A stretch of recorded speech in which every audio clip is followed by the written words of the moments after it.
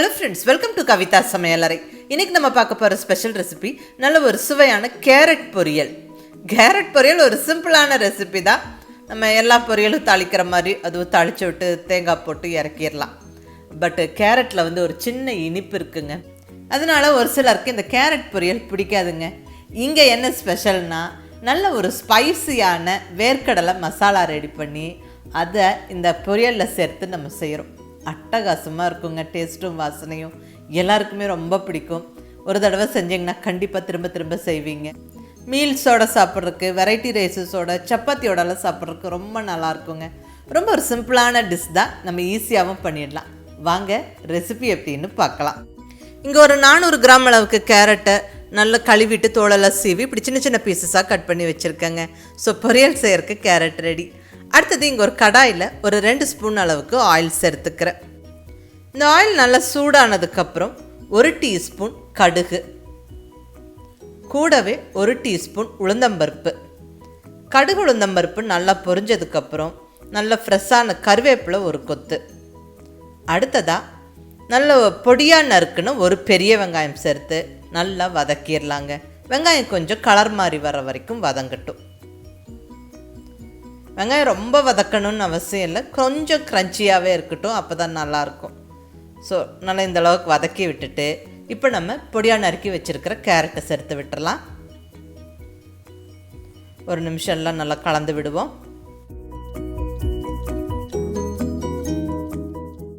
இப்போ இதில் ஒரு 1/4 டீஸ்பூன் அளவுக்கு மஞ்சள் பொடி, கூடவே தேவையான அளவு உப்பு. இந்த டிஷ்ஷுக்கு தேவையான உப்பு நான் இப்போவே சேர்த்துட்டேன். நல்லா வதக்கி விட்டுறலாங்க. நல்லா 1-2 நிமிஷம் காயை நல்லா வதக்கி விட்டுட்டு அதுக்கப்புறம் தண்ணி சேர்த்து வேக வைக்கலாம். வாசனையும் டேஸ்ட்டும் நல்லாயிருக்கும். இப்போ நம்ம தண்ணி சேர்த்துக்கலாம். ஒரு 1/2 டம்ளர் தண்ணி சேர்த்துக்கிறேன். இந்த அளவுக்கு தண்ணி சேர்த்தா போதுங்க, ஏன்னா கேரட் குயிக்காக வெந்துடும். நல்லா கலந்து விட்டுட்டு இந்த பாத்திரத்துக்கான லிட்டை போட்டு க்ளோஸ் பண்ணி ஸ்டவ்வை மீடியம் ஃப்ளேமில் வச்சுட்டு ஒரு 4-5 நிமிஷம் வேக விடுவோம். அந்த டைம் கேப்பில் நல்ல ஒரு ஸ்பைசியான மசாலா பொடி ரெடி பண்ணிடலாங்க. இங்கே ஸ்டவ்வில் பேன் வச்சாச்சு. இதில் 1/2 டீஸ்பூன் அளவுக்கு கொத்தமல்லி விதை, கொரியாண்டர் சீட்ஸ், கூடவே 1/2 டீஸ்பூன் சீரகம், 1 டீஸ்பூன் கடலைப்பருப்பு, 1 டேபிள் ஸ்பூன் அளவுக்கு வறுத்த வேர்க்கடலை. இது ஆல்ரெடி ரோஸ்டட் பீனட். இந்த ஸ்பைசஸோடவே சேர்த்து நம்ம லைட்டாக வறுத்து விடுறோம். அடுத்தது 1 டீஸ்பூன் அளவுக்கு எள்ளு. இங்கே நான் வெள்ளை எள்ளு சேர்த்துருக்கிற கருப்பெள்ளும் சேர்க்கலாம். அடுத்ததாக பெருங்காயம். நான் இங்கே கட்டி பெருங்காயம் கிரானுல்ஸாக இருக்கிறது ஒரு 1/4 டீஸ்பூன் சேர்த்துக்கிறேன். நல்லா வறுத்து விட்டுறலாங்க. அந்த பருப்பெல்லாம் நல்லா பொரிஞ்சு வரணும், அந்த ஸ்பைசஸ் எல்லாம் நல்லா பொரிஞ்சு வாசனை வரணும். ஸோ 2 நிமிஷம் நல்லா வறுத்து விடுங்க. ஸ்டவ்வை மீடியம் ஃப்ளேமில் வச்சுட்டு பொறுமையாக வறுத்து விடுங்க, கரிஞ்சிடக்கூடாது.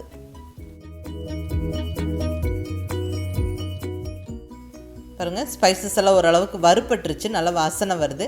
இந்த ஸ்டேஜில் மிளகாய் சேர்த்துக்கிறேன். இங்கே நல்ல காரமான வரமிளகாய் 4 சேர்த்துக்கிறேன்.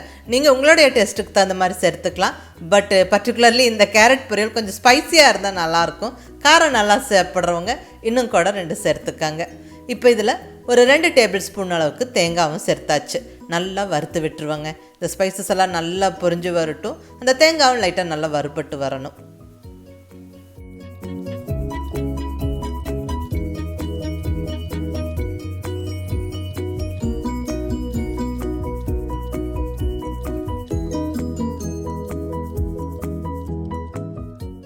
பாருங்கள், ஸ்பைசஸ் எல்லாம் நல்லா ரோஸ்ட் ஆகிடுச்சு, இந்த தேங்காயும் நல்லா ரோஸ்ட் ஆகிடுச்சு. நீ நம்ம ஸ்டவ்வை ஆஃப் பண்ணிடலாம். நல்லா ஆறுனதுக்கப்புறமா நம்ம பொடிக்கலாம். நம்ம கேரட்டை தாளித்து விட்டு வேகறக்கு வச்சுருந்தோம். பாருங்கள், நல்லா வெந்துட்டுருக்குது. ஆல்மோஸ்ட் வெந்துருச்சு, இன்னும் கொஞ்சம் தண்ணி இருக்குது. ஸோ இன்னும் கொஞ்சம் நேரம், இன்னும் 2 நிமிஷம் அது வெந்து வரட்டும், நம்ம மூடி வச்சிடலாம். இப்போ அந்த வறுத்த ஸ்பைசஸ் எல்லாம் நல்லா ஆறிடுச்சு. மிக்ஸி ஜாரில் சேர்த்து விட்டு நல்லா பொடிச்சு எடுத்துடலாங்க.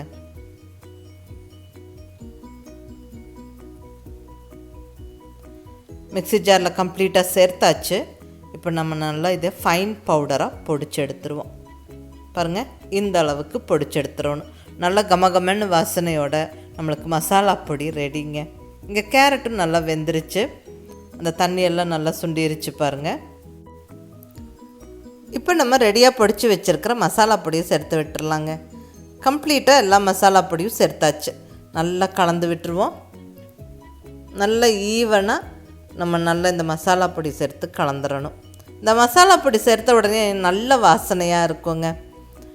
நம்ம கேரட் பொரியல் சும்மா சிம்பிளாக மிளகாய் போட்டு தாளித்து தேங்காய் போட்டு இறக்கிறத விட இந்த மாதிரி கொஞ்சம் ஸ்பைஸியாக மசாலா பொடி சேர்த்து செய்யும்போது வாசனையும் டேஸ்ட்டும் ரொம்ப நல்லாயிருக்கும். நீங்கள் மிஸ் பண்ணாமல் ட்ரை பண்ணுங்கள். அவ்வளோதாங்க, நம்மளுக்கு கேரட் பொரியல் ஆல்மோஸ்ட் ரெடி ஆயிடுச்சு. இப்போ ஃபைனலாக கொஞ்சமாக கொத்தமல்லி இலையை தூவி விட்டு கிளறி விட்டு எடுத்துடலாம். அவ்வளோதாங்க, அருமையான சுவையான கேரட் பொரியல் ஜம்முன்னு ரெடி ஆயிடுச்சு. நல்ல ஒரு ஸ்பைஸியான கேரட் பொரியல். இது மீல்ஸோடு சாப்பிட்றதுக்கும் நல்லாயிருக்கும், வெரைட்டி ரைஸஸோட நல்லாயிருக்கும், சப்பாத்திக்கும் தொட்டுக்கலாம், ரொம்ப நல்லாயிருக்குங்க. ரைஸோட கலந்து சாப்பிட்றதுக்கும் நல்லாயிருக்குங்க. அதுவும் கொஞ்சம் காரசாரமாக செஞ்சுட்டா ரொம்பவுமே நல்லாயிருக்கும். மிஸ் பண்ணாமல் ட்ரை பண்ணி பாருங்கள். ரொம்ப ஒரு சிம்பிள் ஈஸி ரெசிபி தான். நல்ல ஒரு இன்ட்ரெஸ்டிங்கான ரெசிபி கேரட் பொரியல். இந்த மாதிரி ஒரு தடவை செஞ்சு பாருங்கள், கண்டிப்பாக எல்லாருக்குமே ரொம்ப பிடிக்கும். பிடிச்சிருந்தா லைக் பண்ணி ஷேர் பண்ணி கமெண்ட் பண்ணுங்கள். கவிதா சமையலறை சப்ஸ்கிரைப் பண்ணி என்னுடைய மற்ற ரெசிபிஸும் வீடியோஸும் பாருங்கள். Thank you.